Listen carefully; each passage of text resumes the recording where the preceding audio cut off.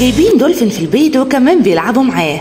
بسمة بوسيل واولاد تامر حسني وقبلات مع الدولفين واللعب وضحك واجواء مصيفيه. اصطحبت الفنانه بسمة بوسيل اولادها الثلاثه تاليا وامايا وادم تامر حسني لرحله مع الدولفين.